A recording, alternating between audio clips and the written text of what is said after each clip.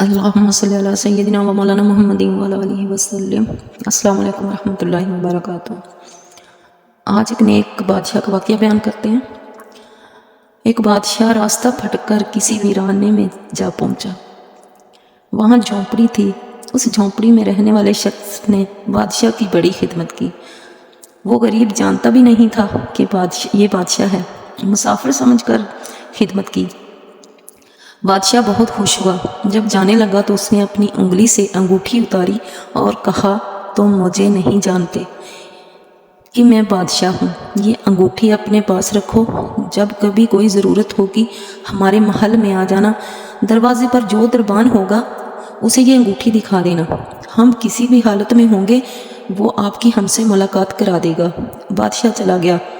کچھ دن بعد اس کو کوئی ضرورت پیش آئی تو وہ دیہاتی بڑے میاں محل کے دروازے پر پہنچے۔ کہا، بادشاہ سے ملنا ہے۔ دربان نے اس آدمی کو اوپر سے نیچے تک دیکھا۔ اس کی کیا اوقات، دل میں سوچا، یہ بادشاہ سے ملنے کی کہنے لگا ہے۔ اس نے کہا، نہیں مل سکتے، مفلس وکلاش آدمی ہے۔ اس دیہاتی نے اس شخص سے کہا، پھر یہ انگوٹھی دیکھو۔ وہ انگوٹھی دکھائی۔ اب جو دربان نے دیکھا انگوٹھی کو تو آنکھیں پھٹی کی پھٹی رہ گئی۔ یہ بادشاہ کی مہر لگانے والی انگوٹھی آپ کے پاس؟ بادشاہ کا حکم تھا، یہ انگوٹھی جو لے کر آئے گا ہم جس حالت میں ہوں اسے ہمارے پاس پہنچا دیا جائے۔ چنانچہ دربان اسے ساتھ لے کر بادشاہ کے خاص کمرے تک گیا۔ دروازہ کھولا ہوا تھا۔ اندر داخل ہوئے۔ اب یہ جو شخص وہاں چل کر آیا تھا اس کی نظر پڑی کہ بادشاہ نماز میں مشغول ہے۔ بادشاہ نے نماز پڑھی۔ پھر اس نے دیکھا کہ بادشاہ دعا کے لیے ہاتھ اٹھائے ہوئے ہیں۔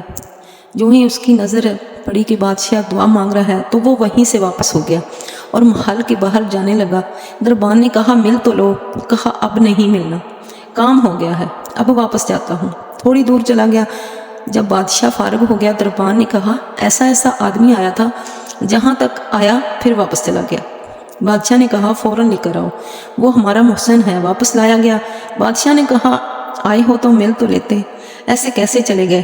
اس نے کہا، بادشاہ سلامت، اصل بات یہ ہے کہ میں نے آپ کو دیکھا، میں نے آپ کو کہا تھا کہ کوئی ضرورت پیش آئے تو آ جانا، ضرورت پوری کر دیں گے۔